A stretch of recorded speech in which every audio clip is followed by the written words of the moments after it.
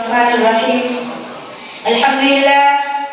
لله رب العالمين والصلاة والسلام على سيد الانبیاء والمرسلین اما بعد روح کہتے ہیں جان کہتے ہیں روح کہتے ہیں جان کہتے ہیں اسے ہم فخر ہندوستان کہتے ہیں یہ مٹانے سے مٹ نہیں سکتی اسی کو ہم اردو زبان کہتے ہیں اسی کو ہم اردو زبان کہتے ہیں محترم حضرات معزز سامعین کرام و معفر اساتذہ کرام اور میرے عزیز بھائی اور بہنوں السلام علیکم ورحمۃ اللہ وبرکاتہ میں سب سے پہلے شکر گزار ہوں صدر محترم اور تمام اساتذہ کرام اور تمام منتظمین کی جنہوں نے اس ناچیزہ کو یہاں تک آنے کا جذبہ کیا اور ایک خاص موضوع اردو زبان کی اہمیت عطا فرمائی حالانکہ نہ میری زبان اس لائق ہے کہ میں اس خاص موضوع اردو زبان کی اہمیت پہ گفتگو کر سکوں اور نہ میرا انداز بیان اس لائق ہے کہ میں اس تقریر کو کر سکوں پھر بھی میں کوشش کرتی ہوں اور اس شعر سے اپنی گفتگو کا آغاز کرتی ہوں لفظوں میں ہے مٹھاس ترنم میں جان ہے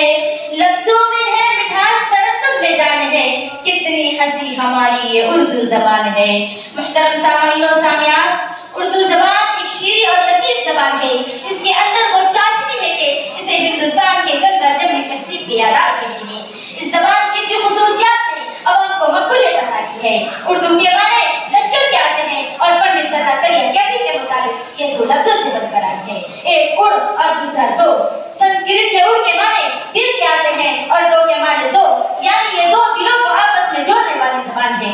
یہ ترقی اور ترغیب کے بام عروج تک پہنچتے ہوئے ملک و بیرون ملک میں ارتقا کے منازل طے کرتی جا رہی ہے اور خود ہمارے ملک میں اس زبان کے بڑے بڑے ادبا اور شعراء پیدا ہوئے ہیں جنہوں نے اپنے خون و جگر سے اس زبان کو سینچا ہے اور نئی امنگ عطا کی ہے محترم حضرات دکن کے ولی نے مجھے گودی میں کھلایا دکن کے ولی نے مجھے گودی میں کھلایا سودا کے قصیدوں نے میرا حسن بڑھایا غالب نے بلندی کا سفر مجھ کو سکھایا حالی نے مروت کا سبق یاد دلایا ہے ذوق کی عظمت کے دیے مجھ کو سہارے چک بست کی الفت نے میرے خواب سوارے فانی میں سجائے میرے پلکوں پر ستارے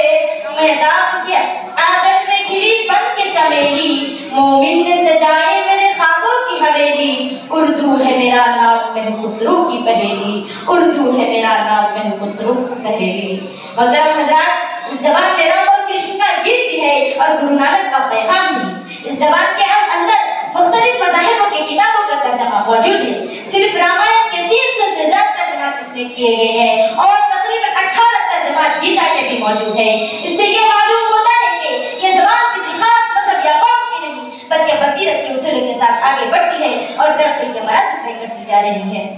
محترم حضرات یہی وہ زبان ہے جس نے ہم ہندوستانیوں کے اندر سیاسی شعور پیدا کیا اور آزادی کے جد و جہد میں بھی حصہ لیا علامہ اقبال نے جو ہندی ترانہ عوام کو دیا ہے وہ آج بھی سلوگن کے طور پہ اسکول اور کالجوں میں گائے جاتے ہیں سارے جہاں سے اچھا